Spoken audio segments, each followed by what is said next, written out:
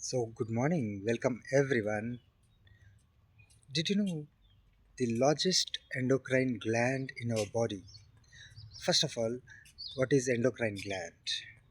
So, there are several glands in our body which releases hormones, and those hormones will affect our entire body or particular organ systems. So, these glands are situated everywhere in our body from brain till our lower abdomen. So these hormones play a crucial role because they are released at a particular intervals. So that's what we call as circadian rhythms. If these rhythms are affected, then our body functions would be affected, and we'll be fatigued, and we'll have so many plethora of diseases. So coming back to the endocrine gland, the largest endocrine gland is thyroid gland. So we come across hypothyroidism so common, where we fear there will be either a swelling in the neck, or the gland will be functioning inappropriately. So that is out of proportion for our body requirements and needs. Why it happens?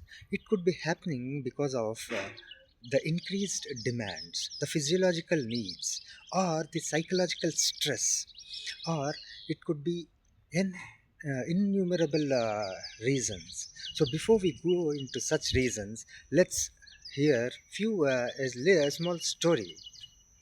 So, being a doctor, I keep getting knocks at my doors, or calls or text messages asking for second or third opinions. They would already visited doctors, and they would have consulted, they would have got the treatment, and they would have their tests done, and still they want to reassure, reconfirm.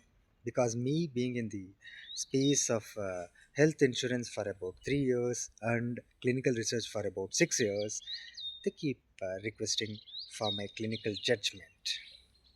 So, what happened was a middle aged man came, knocked at my door, and we had a discussion about his health, where his endocrine gland, the thyroid gland, was much affected. So, the hormones which is produced by thyroid was all normal, but the hormone which was giving the signals to thyroid to function was increased disproportionately. How many times? It's not 5 times, 10 times, it was almost 20 times it was increased beyond the upper limit of normal range. And it was too concerning. The labs checked twice the sample, and also he was recalled after 2 to 3 days to recheck on this lab sample for this particular hormone.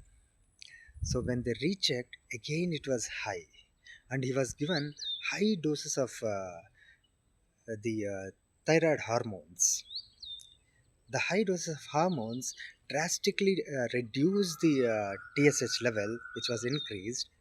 But what happened was, after a month or two, he thought that, oh, I'm cured. I don't no more need the thyroid hormones. So he started taking, and after a while, he started having side effects of that thyroid hormones because it was overdosed. So again, we got it tested, and this time we confirmed the overdosing of thyroid hormones, and we started reducing. And over a period of time, he got rid of the thyroid hormones. Why? Because the transient rise of TSH levels was due to the viral infections, autoimmune. So, autoimmune is also one of the reasons. So, whenever there is a viral infection, there will be antibodies triggered against the viral infection, and it started acting on the thyroid. So, once what happens in autoimmune thyroid issues is the T3 and T4 levels, the thyroid hormones, starts coming down, but the TSH level will have a lag period, and it will attain a plateau phase, and after that it will come back. So not always every thyroid issue is due to iodine deficiency. So nutritional deficiency is also one of the reason for the thyroid hypothyroidism. Though India has started fortifying the salt with iodine, why do we face this high number of hypothyroid cases in India? It's almost like 12% of hypothyroid cases, but actual figure is suspected to be somewhere around 32%. The subclinical hypothyroidism, as just now I discussed. So he didn't had any symptoms. When it was tested, he was found out to have hypothyroidism. So similarly, there are so many instances where uh, hypothyroidism or hyperthyroidism or some other kind of thyroid issue is there in human body. So so soon, maybe in this month or next month, we will be having a session on thyroid, and we will also discuss about all the causes, and we will also discuss about why iodine deficiency is prevailing. Unlike in USA where it is only 4% and UK where it is 2%, in India why it is 12% and above. In certain places it's more than that.